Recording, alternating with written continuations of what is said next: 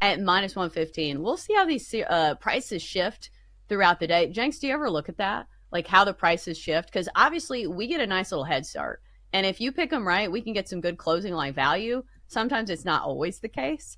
But I think especially if you take favorites, like I was looking at this Cubs game, they're minus 155.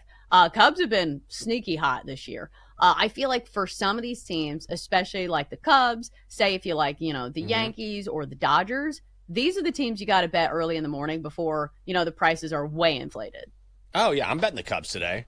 You can get the Cubs right now in the money line at minus 143. Like, that is a very good price for the Cubs at home, taking on the Giants, a Cubs team that is the best hitting baseball club in the National League.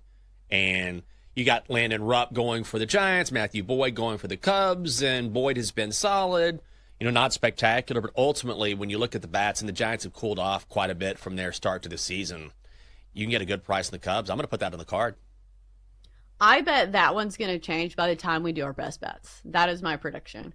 Because here's the thing. When it's a team that is very publicly backed and they're having like a little hot streak and they're like right in that range of like minus 150, I would not be shocked if this one goes to minus 160 like before the game starts. So I think this is one of those bets that you make sooner rather than later, because I would be on the Cubs as well. It's going to be interesting to see if we can see the Giants keep this up, because we knew they were one of those teams that didn't have high expectations going into the season. Of course, they reside in the NL West, which reigns supreme with the Dodgers and even the Diamondbacks and the Padres. But one would think regression probably looms for the Giants at some point. They've been really good at home this year, 12-5. That's when you want to play them, not on the road when they're 10-8.